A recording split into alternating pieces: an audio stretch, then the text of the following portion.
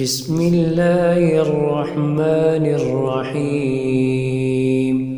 هل أتاك حديث الغاشية؟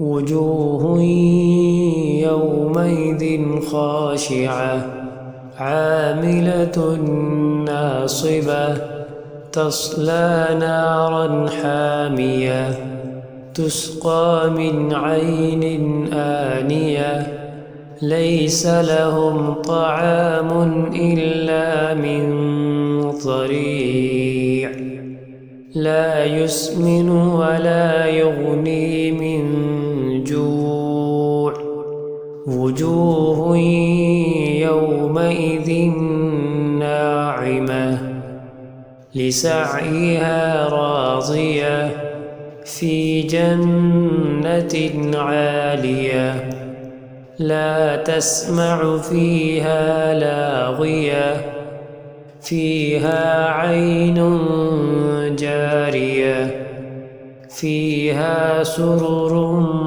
مرفوعة وأكواب موضوعة ونمارق مصفوفة وزرابي مبثوثة أفلا ينظرون إلى الإبل كيف خلقت وإلى السماء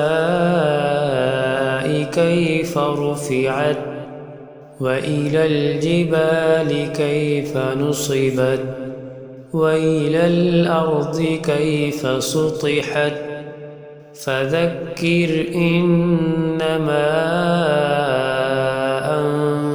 أنت مذكر لست عليهم بمسيطر إلا من تولى وكفر فيعذبه الله العذاب الأكبر إن إلينا إيابهم ثم إن علينا حسابهم.